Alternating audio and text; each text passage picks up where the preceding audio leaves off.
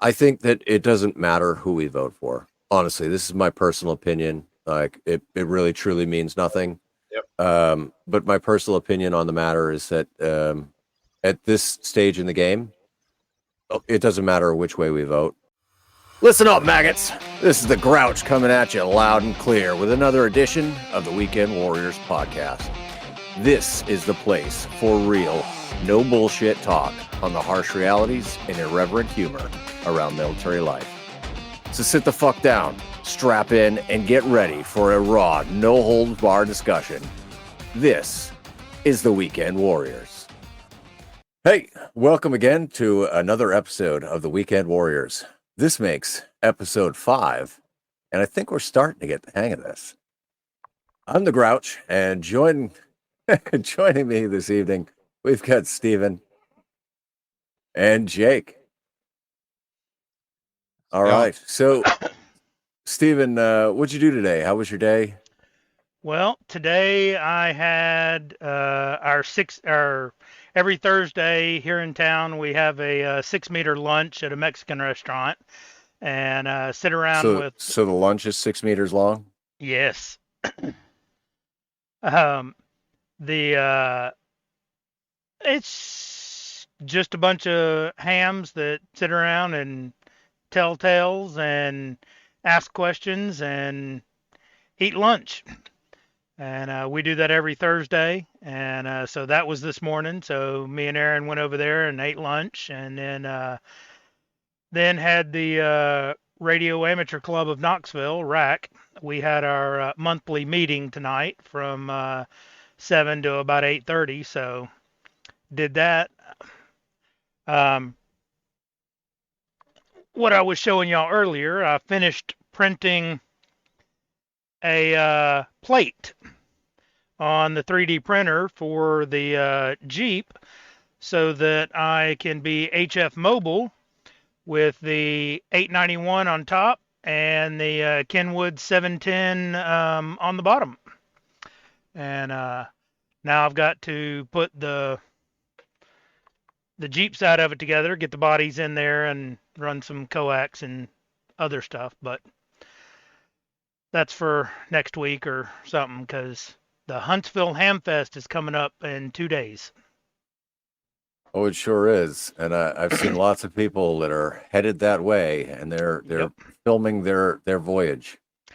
I won't be filming, but I will be down there again. And because, one, it's a huge ham fest for the East Coast. It's probably, I don't know if it's second or third. I've never been to Hamcation down in Florida, but you've got Dayton up in Xenia, Ohio, Huntsville, Alabama, and Orlando, Florida are the top 3 for the East Coast. And What about Hammocks? where's that at? Massachusetts. Y'all don't count as the East Coast. Y'all are fucking Yankees. Well, Massachusetts is its own entity altogether, but Then did the Atlanta one, and that was actually pretty decent size. I'd say probably about 75% the size of Huntsville. So not too bad there. Ran into Jake at Huntsville last year, but he won't be there. Jake and DJ and Jake's brother were there last year. Yeah, had a blast. I think this year it's just going to be DJ and I don't know who else.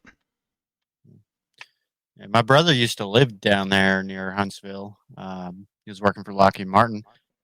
Got him to get his technician license. Dragged his butt over to Huntsville Ham Fest. He got himself a couple of decent radios, some other Yaesus for his desk setup, and got him an antenna. Next thing I know, I got him mounting the old satellite dish mount. He took the satellite dish off. Got him dragging that up to the peak of his roof, installing that on his roof. So that was pretty fun last year. Fortunately, won't be going this time around. He moved now up to Ohio. I don't know what's in Ohio other than weird people. So perfect fit for him. But yeah. So I'm hoping come spring I'll be able to head up for the Dayton Ham Fest with him. Nice. Well, Jake, with that segue over to you, how was your day and how you been doing? I'm doing pretty good.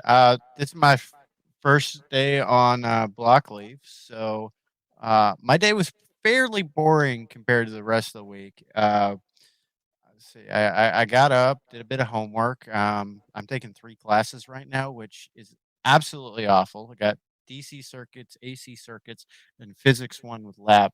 That's the one that's absolutely kicking my butt, and I have a midterm to take by Saturday. So I'm actually procrastinating on this podcast right now.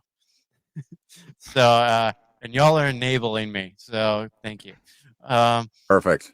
so I did a little bit of work on my truck. I did an oil change a couple weeks ago and put it's a sealed oil pan where you just tighten it up and then you can go get dumped over at O'Reilly's or something. The vent cap popped up and it leaked oil in the bed of my truck. Shit. Lately there wasn't much back there other than some trash and a couple rolls of shop towels which I had to dispose of. But I had to go.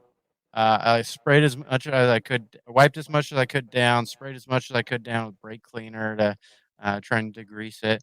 Tried to go to a car wash, and they're like, "Yeah, you can't come through the auto car wash." Apparently, the only power wash car wash anywhere near us is on post. So, first day of leave, I don't normally go on post for anything, but I had to go on post to hit up the car wash and spray down the bed of my truck. And then just went and got my wife a new phone because she was due for an upgrade. She's had the same phone for like 3 years, so she's super happy right now. And What'd she then get? Not an Gotta iPhone. keep mama happy. no, S24 Plus. All right. AT&T had a deal on it, so it's free with the old phone trade-in. So try and do those deals when I can. Um, So that's my day. Yesterday was more eventful with a brigade run, and um, you know there was a heat cat towards the end of the run. Ambulance had to go pick him up, so that was interesting. They Um, clearly didn't watch our heat casualty fucking Yes. episode. yeah, apparently not. If they did, they would have had an That was what, FLA episode trailing 3? behind. I think episode 3 was about heat Could have casualties, been, wasn't it? might Yeah. be. Um, But what blew my mind about the brigade run, and it's in like every risk assessment con op ever. When you have something that size, you're going to have the medics and an FLA following behind or something. There was no FLA. Yeah, they had the medics running down from a street corner with a cooler and a bundle of sheets, and then about 10 minutes later, the ambulance shows up. So no FLA for them for that one. Um, but it's supposed to be a 4 mile run. I logged almost 6 miles because there were 3 fallouts in my platoon. So at the end of the run, I went back to try and find the fallouts. Only found one of them because apparently the other two fell out so far behind. They just cut across another way and got there before everyone. So they took the shortcut. They took the shortcut, which with how early they fell out, I don't blame them. They wouldn't have caught up for probably another hour at their pace. But, Well, I know you'd mentioned that there was something special about that bourbon glass you got. And hey, cheers, Jake. I got a cheers. little Lafroig. Nice. I got a local distillery in here. It's MB Roland. They make a good bourbon in Kentucky here. Yeah, this glass specifically, it's got a little Idaho on it, right? So Idaho? yeah, Idaho.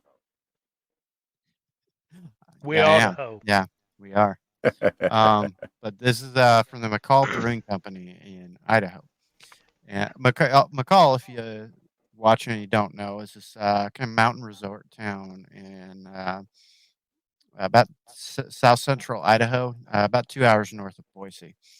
And my wife and I, we met in college. We got together.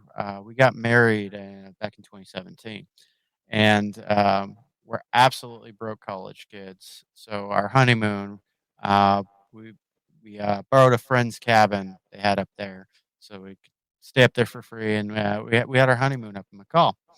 I was 10 days from turning 21 when we got married, so I couldn't drink.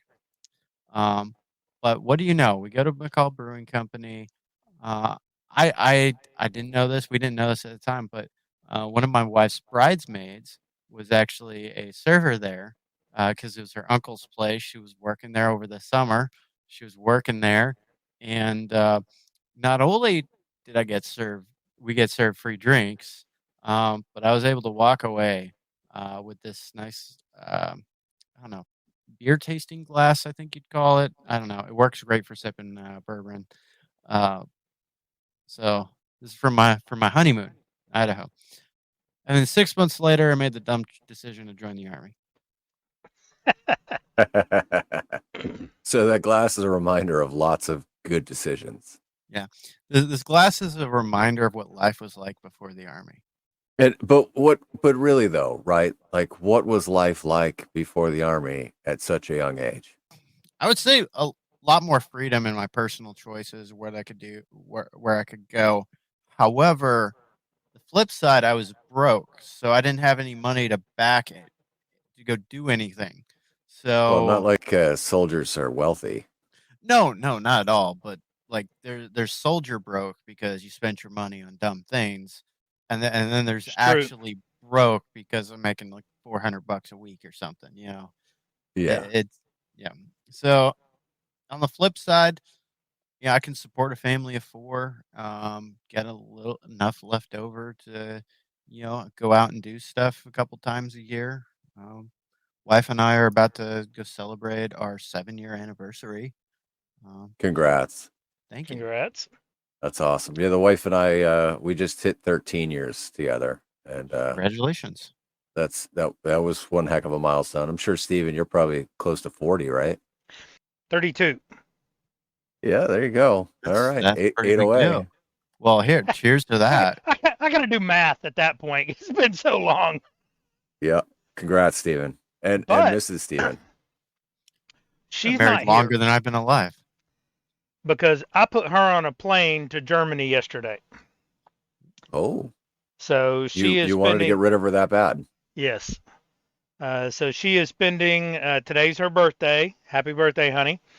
She is spending her birthday with her mother in Germany, and she'll be there for 3 weeks. Yes. Wow. Well, happy birthday, Mrs. Steven. Happy birthday to her. Yeah.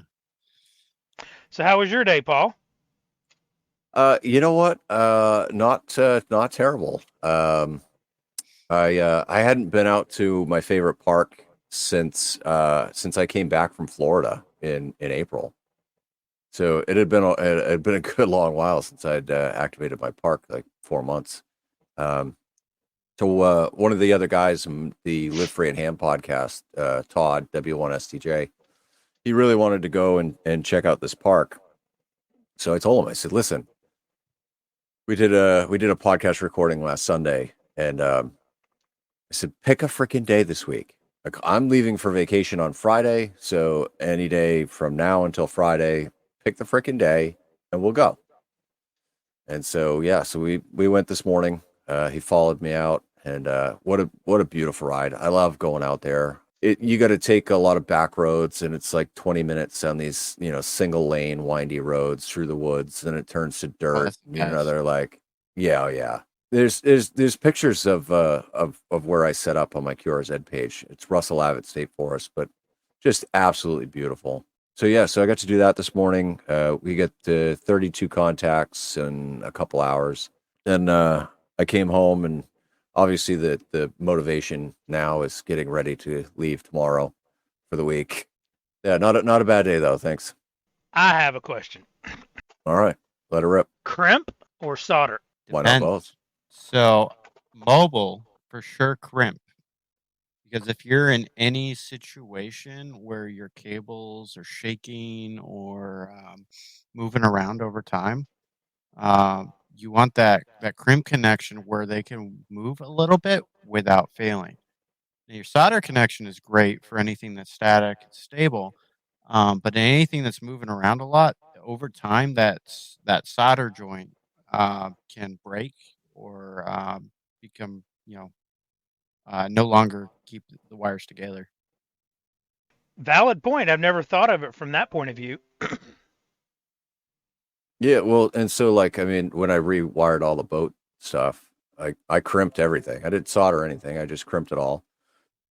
But glad I made the right decision because the Yeah. boat is definitely there's some vibrations and movement and everything.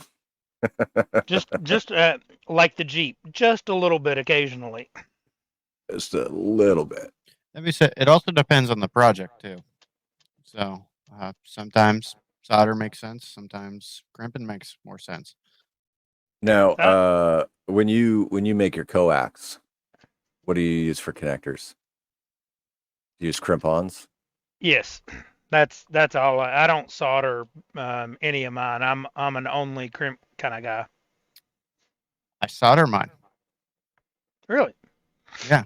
As I said, most of my coax connections are static setups. I Yes, my POTA cables even I solder, but I can keep an eye on those. So if I have to read, No, I assume when you're talking about soldering the coax, you're talking about the braid because I mean you have to solder the center pin usually.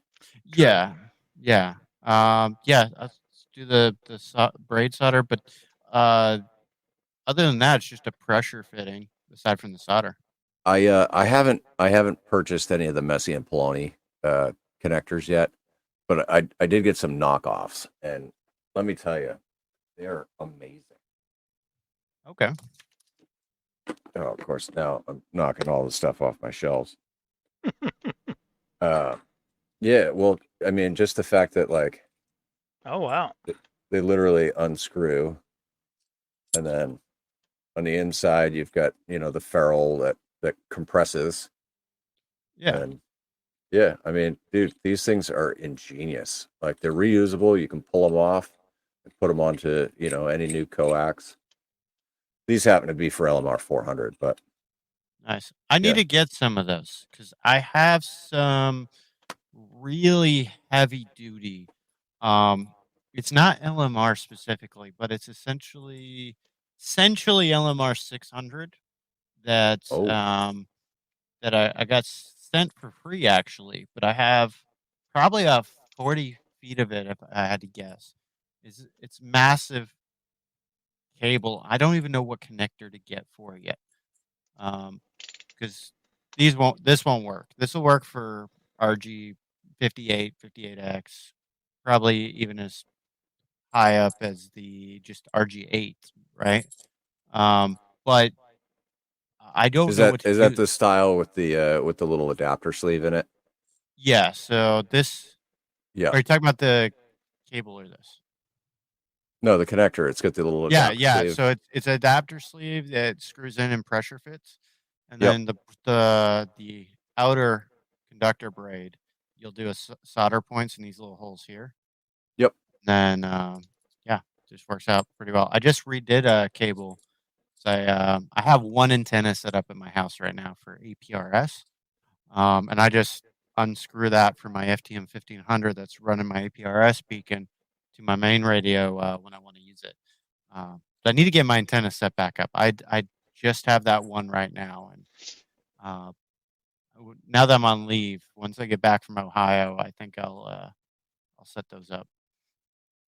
But I kind of want to use that cable I have, the heavy duty cable, um, but I don't know what I need to use for the connector. Well, I mean, I would imagine that you could probably find a PL259. Probably, and my antenna You is know, BL259. I because think I would. I think you want to run, like an LMR 400 or an LMR 600, like for UHF. Right. And that's what it would go into is my 2 meter 70 centimeter antenna. I Yeah. wouldn't waste it on my HF antenna, although it'll help. There's not much of a point because the loss is so low with RG58 as it is. But Well, since we're talking about ham radio build, I'm actually really excited about this. Ooh. So it's a What do you it's got? a kit. The local club is going to do a Zoom build, and we're going to build tape measure Yagis. Ooh, like that. Yeah, so I got all the bits and baubles except for the tape measure, which Okay. is on the toolbox. Yeah, I got a nice extra piece of I think it's RG8X. I'm going to cut the ends off and put BNCs on it. That way I can BNC on both ends and have myself a little tape measure Yagi. That was my first antenna build when I built my first antenna. Was a tape measure Yagi. Was it really? Steven, is every cup or drinking thing that you own green? Apparently, the coffee cup that I happen to have down here is a it's not really green, it's more teal, but as you can see, it becomes invisible. Ooh. Well, for the listeners that can't see, it's invisible. Oh, yes. I forgot. We are on Spotify, Apple Podcast, and a bunch more. Oh yes, every podcast platform there is. We're on it. Of course, apparently, I didn't realize until Steven went to look on Apple Podcasts, but apparently there's a lot of Weekend Warrior podcasts. Yes. So we're one of many, but we are the best. If you found us thinking that we were different Weekend Warriors, sorry. Sorry, not sorry. Enjoy the show. Not really. May or may not have been done on purpose. You know, honestly, I think Robert picked the name. I think he did. If I remember right, I think when we were first discussing this and putting it in motion, I think he said, "Oh yeah, Weekend Warriors. That sounds great." And I was like, "Yeah, all right, cool. Let's run with it." Since the last episode, I have figured out all of the digital stuff that I do for the American Legion Radio Club and the Flag and Torch Radio Club. We now have Echolink node in the sky that is attached to us some of the time. But more importantly, I figured out how to auto link and unlink stuff. If you've been listening to the Reflector at all this week or Ham Shack Hotline at all this week, How would people that aren't familiar, how would they get into the Reflector? xlx.flag and torch society is our Reflector page. We have a DMR link. We have a Echo link, 2 Echo links. Flag and Torch's DMR reflector of XLX 946 for talk group 4002. The Flag and Torch Society's YSF reflector XLX 946. TLARC's Echo link is 155207. We then have the Flag and Torch Society's All-Star node, which is node 60741, which has Echo Link node 219888 and Ham Shack Hotline extension of 94187. Any of those will get you into the link, and all of those are linked together 90% of the time. Monday through Friday for 2 hours during lunch around noon to 2. We drop out Telarc's Echo Link. We link into the W4 KEV repeater system for a Monday through Friday 2-hour lunch net. You never know what's going on during lunchtime. Yesterday, our net controller was Jerry, N4IJL. He started out by asking for any new hams. We spent the first hour of the net talking with about 6 maybe hams that had had their license within the last couple of months, some of them within a few days. Wow. He had 3 first contacts that they had been listening to the net, and checking in yesterday with him was the first person that they'd talked to on the net. So he's trying to get all the information to fill out. He's trying to get all the information. Don't go squirrel.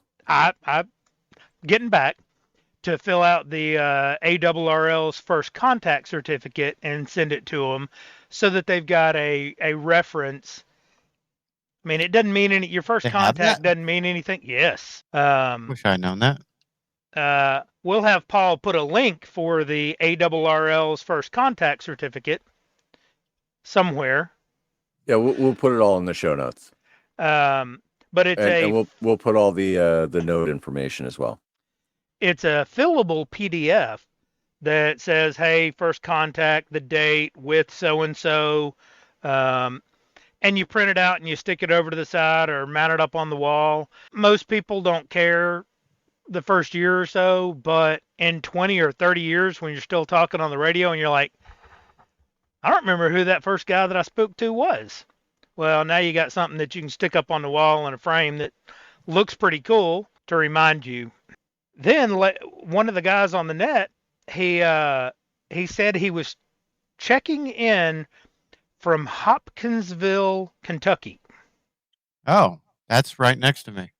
And I went, huh? So I did a comment and barged my way, nudged into the QSO a little bit there and was like, "Hey Jerry, how's he getting into the link?" So there is a guy that is up in your neck of the woods, Jake, in Hopkinsville, that has I probably know who it is. local N1 repeater. YKT. Yes, him. Yeah, I've talked to him a few times. He tries to remember to link up with the LunchNet, and he has a 440 link or a 440 repeater with an all-star node on it, and so he'll link in occasionally, and it's a good way for that. I can hit that on RF.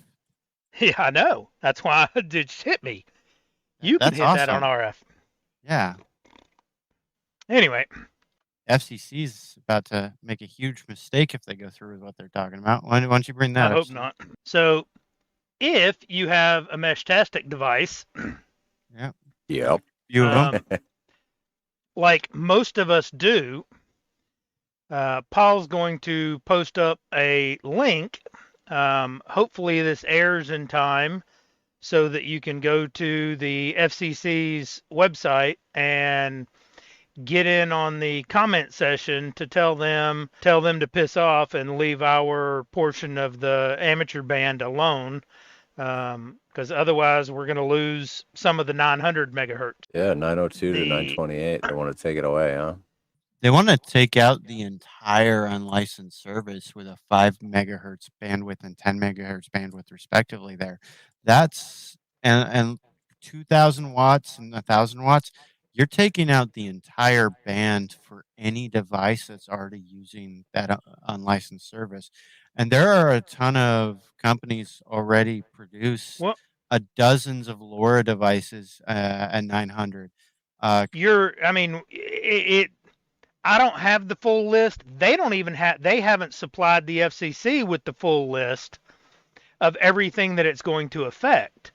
And I mean, I have a weather station up on the top of the tower. Well, the humidity and stuff like that reports back to the inside base part of it over that part of the 900 LoRa band. There's a bunch of 915 megahertz stuff, whether it's barometers, altimeters, wind and weather sensors that are currently in use by lots of companies all over the U.S. Especially considering how crowded 2.4 gigahertz is, that's your next best option for a lot of devices is the 915. What they're looking at isn't the frequency use case to be able to get into buildings, because you could use lower frequencies to do so. They're looking at that with dollar signs, because it's an unlicensed band that's not already being used for Wi-Fi, right? Because if it was already being used for Wi-Fi, FCC would do an automatic no. We'd know that. But like the fact that they're pushing 1,000 to 2,000 watts there, even the craziest ham I don't think would be pushing full 1500 watts into a 900 megahertz unless they're doing something directional across a long distance that they needed that for. But then if you got any LoRa repeaters or devices in your area, you've now blown them out of the water. They can't hear each other. Well, and isn't that what the water company uses to check water meters now? And the most electric companies are using it to check electric. meters? Yep. Yes, but they're Yeah. low power. They're not extremely high power, so it They're doesn't like interfere. they're millowatts though. Yeah. Yep. Yeah, Yeah. a milliwatt device like our where's my other LoRa device? My other mesh-tastic. I mean, these are milliwatts. So, Russ finally decided to join us. I Hey, didn't Russ. see it. I didn't see the invite. The invite was up like Monday, so hush. You just didn't pay attention. In that mode. But yeah, I mean, 1,000 watts is going to wipe this out, and they're not going to be able to. Hey, wait. If they can't read my meter, they can't charge me. Clever. If this is aired by and you still have time, please go fill out a comment and tell them no. Leave our frequencies alone. To be perfectly honest, though, I do think it affects the unlicensed services more than it affects amateur radio. Because worst case scenario, as hams, we do have other bands we can go to. Right. That's one of the only unlicensed sections of frequency available for a service such as LoRa. So you're moving on. Yeah. Russ, since you're just joining us, how was your day? Day was eventful. Not too eventful. I mean, it was kind of eventful. I got back to my duties of doing fucking funeral honors, funerals for veterans again, while I wait for my next assignment, which is coming up in October. It looks like I'll be taking over data operations for sustainment brigade. Yeah, and I ran into my ex-girlfriend. Yeah, like that ruined my Strip day. club? That ruined my day. You went to the wrong strip club? Yeah, I went to Daisy's and I had to go to Carmela's. But other than that, I was actually probably in about an hour. I'm gonna go on a ruck, just around the neighborhood, see how far can I go. Been neglecting my physical health lately. But yeah, thanks for asking, man. Thanks for asking. Well, I think last week after the recording, you went on a run with a gas mask on, right? That is true. Yes, I am preparing to fight in the nuclear, biological, chemical environment. Yeah, that's the way I can put it. But at the same time, I'm just a weird guy. I saw a gas mask. I said, you know what? It would be cool to run with it. Because first, it kind of deprives you of oxygen. You're not consuming oxygen. It doesn't go into your blood, so you get tired faster. But you're also getting better because you're not getting that oxygen. Your body has to work extra hard. But yeah, that was I have a gas mask in my car. So How many times did you have to dump the sweat out of it? Only once. I put it on and I kept running, and it has a good good seal. Yeah, it's got a good seal. Not gonna lie. I wasn't sweating too much in my face because usually how I sweat, it comes from my head and it goes down. But it was all sealed. I wasn't freaking sweating anywhere here, just a little bit, but most of it was all over my body. But so next time, full mop 4.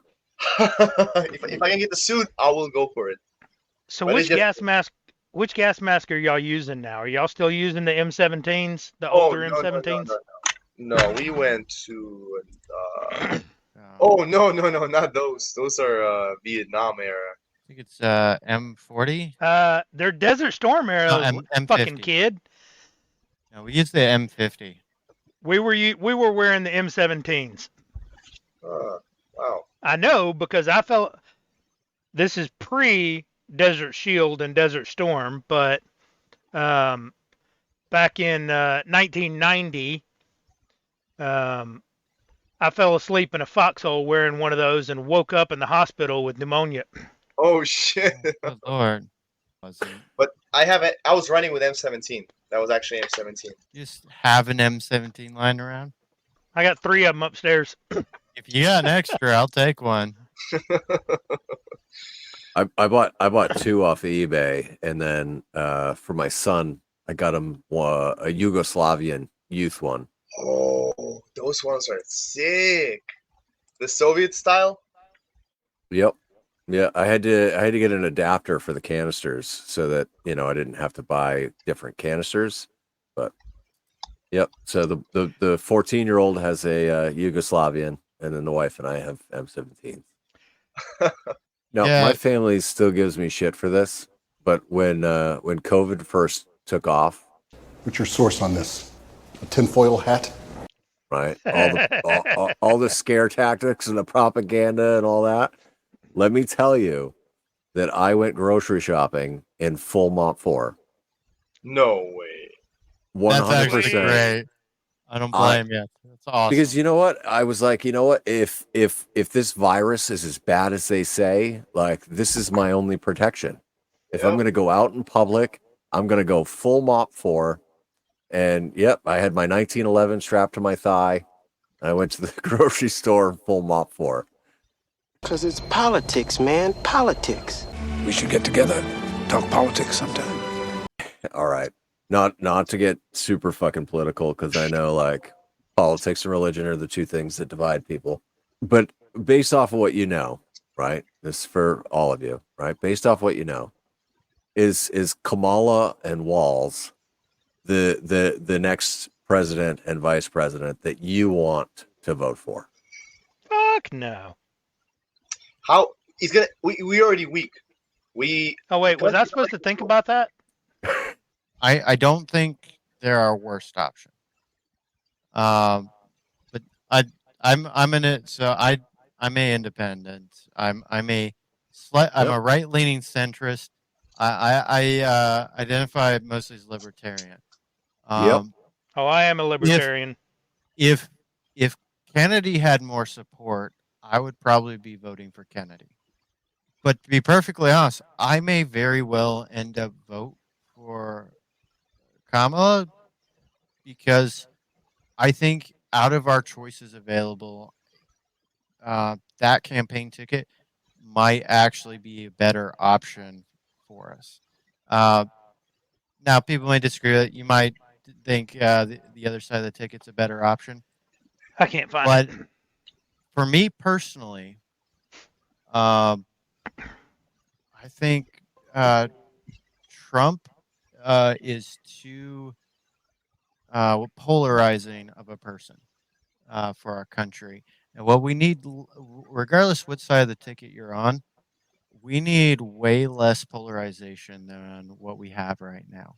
We need much, much less red versus blue BS that we got going on, because as of right now, we have a very divided country because of the candidates we have on the ticket. And I think it'll be a long time yet before we can come together on a lot of issues. Until I would personally like to see the entire 2-party system dissolved as a whole, and every single candidate for any office running as an independent based on platform of their views or policies, not just The only downside to that is you get, I think you'd get too much speaking out of both sides of your mouth on that, and not being able to properly, especially in today's day and age, of being able to vet that.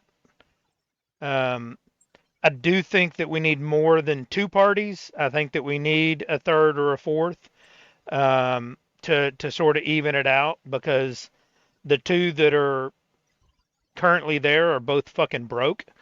in my Extremely opinion. polarized. And Beyond broken.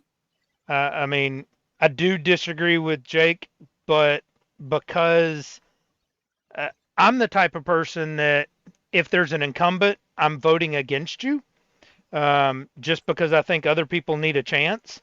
Um, and their track record, I mean, she's been there for the last 3.5 years, and she's saying, on day one, I'm going to do this. You're in the You've fucking White already House. fucked it up. You voted against it and put it in place. Her big thing now is copying the other guy saying, I'm going to do away with the tax on tips. But your party is the one that introduced the tips tax, and you were the tie-breaking vote to approve it.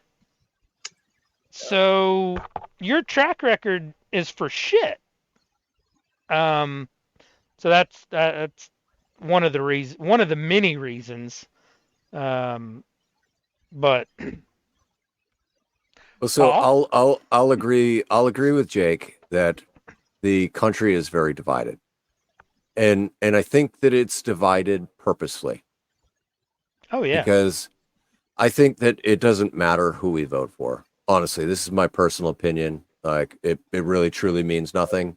Yep. But my personal opinion on the matter is that at this stage in the game, it doesn't matter which way we vote. The election is already predetermined. And so we're going to get the next puppet, and whatever the shadow is that's running things is going to continue to run things. I just don't agree with the direction that we're going. And I think that we need to get back to an America first mentality. We're fighters for truth, justice, and the American way. Where we prioritize American citizens, natural born American citizens, not immigrants. Now, I do think that immigrants are important and immigration is important, but it has to be done the right way. It has to be done legally. You know, just like the hordes and hordes of people that came through Ellis Island, it was all done legally and legit. Well, on that Like- note, they didn't have half of the rules we have today for immigration at that point. So, getting rid of some of those restrictions coming from the libertarian side to make immigration easier to obtain legally as well, I'd say would be a good point on that. So, do you know what those limitations are? Off the top of my head, no. But So- I know the timelines for one are ridiculous. Yeah, yes and no. My wife is a German citizen. She is still a valid green card holder. And my brother-in-law is now a U.S. citizen. Both of them went through the process. He's from Ecuador. Both of them went through the legal immigration process. So I was still in the service. We'd been married for a year when I ETS'd. We started filling out all the paperwork. It took us a little over a year to get everything done. Doctor's visits, trips to the embassy, trips to the consulate, all while we were still over in Germany. And every 5 and 10 years, we've had to go to Nashville, Atlanta. One year, I think it was, I think we had to drive all the way to Memphis to get renewals for her green card. The first one was only good for 1 or 2 years, 2 years maybe. And then we had to go, and each one of those cost anywhere from $175 to $500 to get a renewal. It's not cheap. It cost money. At one point, when I had added everything up, just to get her over here, not counting plane tickets and all of that, was over $5,000 just in fees to the U.S. government to get everything done properly. So for people that are just walking across a fence line and doing it the wrong way, I equate that to, have you ever stood in line at a movie theater for a premiere? No. Only to walk in and somebody pushed open the exit door and all the seats are already full. I mean, Yep. that we have an immigration policy in place, laws that they don't enforce, too many laws that they don't enforce. And all they want to do is create more laws, thinking that laws do something. Laws don't fucking do anything. Laws don't keep people from breaking them. People break laws all the time. The more laws you that, have, the more criminals you get. Exactly. I mean, saying that you're going to make a law for something is just a politician's way of saying, I'm not going to do anything about this. Because the libertarian in me says that all a law does is cost the taxpayers money. Because somebody has to enforce that law and somebody has to monitor that. And anyway, but our immigration system for decades was set up so that everybody around the globe had an equal opportunity to come here. Absolutely. Well, that has changed, and their racist policy now is towards South America's people, of bringing them up here, and which is being biased towards people in European countries, Asian countries, whatever you call Russia, Persia, or whatever. This does lead into another big problem we have with that. If you don't mind a slight interruption. Yeah.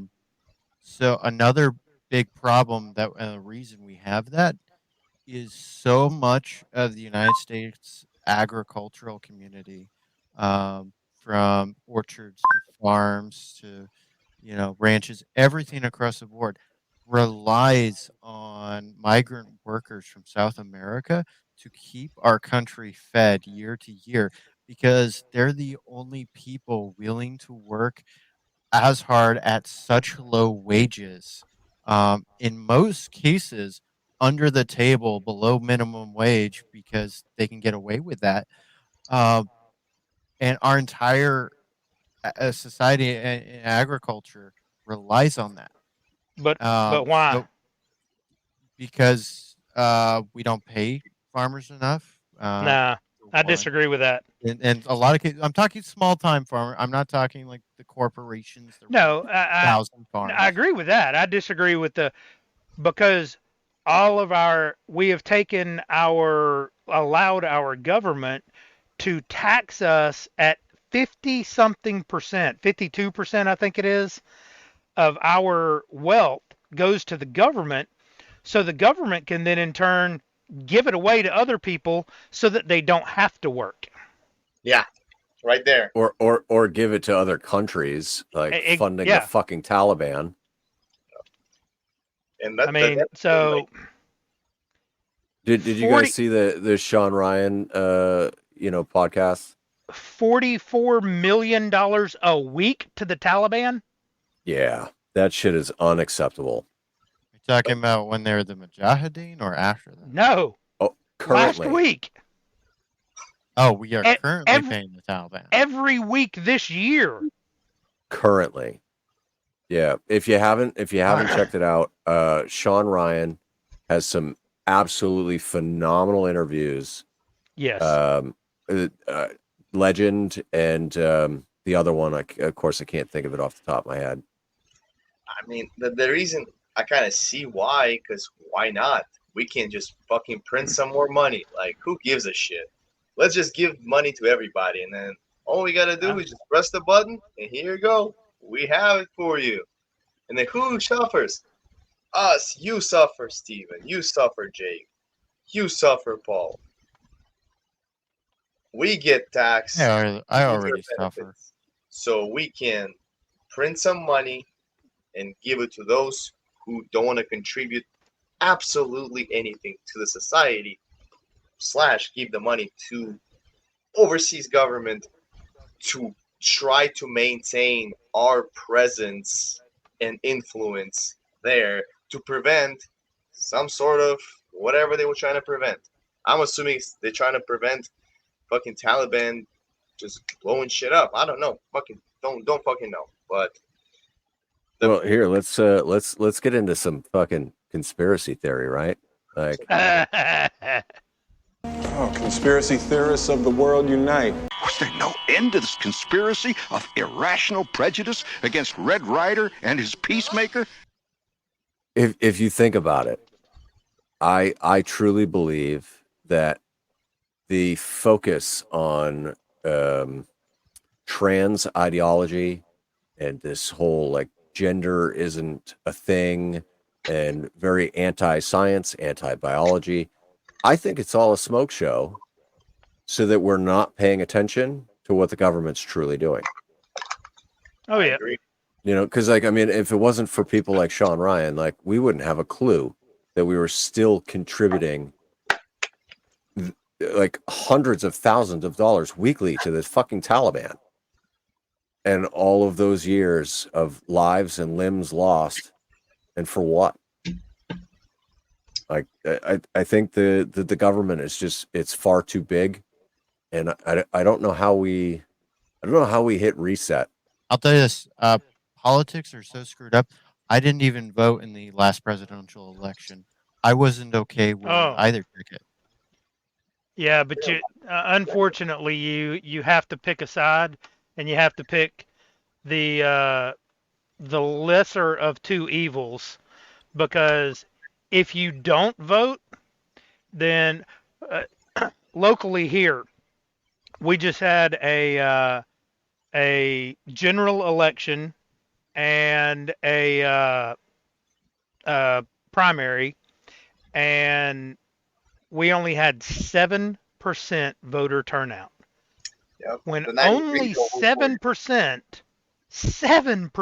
of the people make the choice, then I mean that's how one side becomes so lopsided, because you get so many apathetic people that say, well, my vote's not going to matter, or I don't like either one of the candidates, or I just don't feel like it. Then the rural people, which is the majority of this country, don't go vote, and the little population pockets that are in the city that make it easy to go vote, that are on all of the handouts, and they vote for one particular side, then that is what you get. Sure. And don't get me wrong. I'm talking specifically presidential, not voting presidential candidate.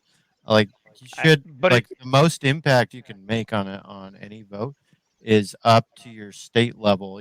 There's a huge impact there. A handful of voters can swing one way or another up to at least the state level. For Congress, city, county, and state are all that matter. I mean, federal, they, as most people don't understand, they only have the rights that we give them. They don't have, it's not the way most people say it of, well, the government gives you the rights. No, we have all of the rights. You just take them away from us by the laws that you write. Sure. Well, there's so many laws today that like, it's just astounding, you know. Like, I've been a strong advocate for legalizing marijuana in the state of New Hampshire, right? Because it's where I live, and not necessarily purely for recreational use, but I would rather use cannabis than take a handful of pills 3 times a day. And so, it's frustrating when my local officials, all the way up to the governor, refuse to hear the majority of the population saying, yes, this is right. Like, more than half the country has gone against the federal government and legalized at the state level. Like, why aren't we there yet? Have you ever watched Adam Ruins Everything? No. Adam Good. ruins everything. Especially the episode specifically on legalizing marijuana.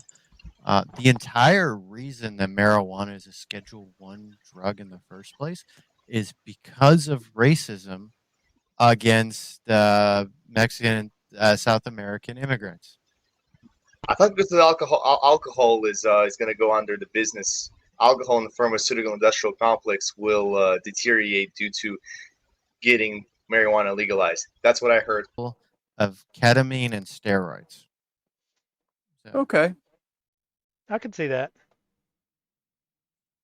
Hey Jake, in the chat, the two Sarah Adams Superbad episodes, 81, and then she came back and did 116. okay. Those are really worth watching. And then the Nick Irving one, The Reaper.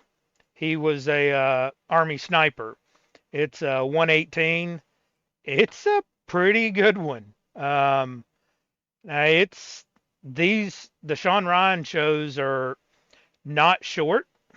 They're about anywhere from 3 to 4 to 5 hours long. I listen to them on podcast because it's easier for me to do than watching them. Okay. But I'm watching the Commander Masood episode 121 now. The other two that I put in there are the Eric Prince episode 123 and the Jim Caviezel episode of 64. Those touch on religion and are pretty heavy episodes for religious content, and I really enjoyed both of those. The Eric the Prince, Jim Caviezel interview was fantastic. yes. I'd say, if it was possible to get him to come on here, I mean, you would talk about an unreal conversation. I watched his interview with Tucker Carlson, and he got into a little bit about his suicide attempt, and man, that was just deep. It was deep and it was heavy. And I applaud him for putting it out there, because 10 10 10, that's my lucky day. Those moments of weakness that we have, where we think that there's no hope, and our best option is to check out. And unfortunately, too many of us, either prior service or current service, get into that mindset of thinking nobody else feels this way. Bullshit. Every single one of us feels that way at some point, or has, or is, or does. We just don't talk about it. And getting people to understand it's okay to think that way. It's not okay to act on it. Get some help, talk to somebody. Hell, call one of the numbers, call a friend. Everybody has those thoughts. It's human. Well, now that we've delved into politics and deep emotional shit, what do you say we wrap this up? It's getting to be that time. All right. So with that said, hey, I want to thank each and every person that has stuck with us for this episode of the Weekend Warriors, and I sure hope that you've enjoyed the conversation. Hey, just, you stick with it. We're all in this together. Remember, I'm pulling for you, because we're all in this together. Jake, what do you got final parting words for our listeners? Don't do dumb shit. Don't do dumb shit. That's very true. Don't do dumb shit. Don't marry strippers. Don't buy that Camaro at 38% financing just because you can. Don't get into a fight. If you do, win. Click the little bell so you get notified when we do these videos. And I'm throwing a loop in, like and subscribe. Thank you. Thank you. Thank you. Thank you, thank you. Thank you. Thank you. Thank you. Thank you. Thank you. Thank you. Thank you. Thank you.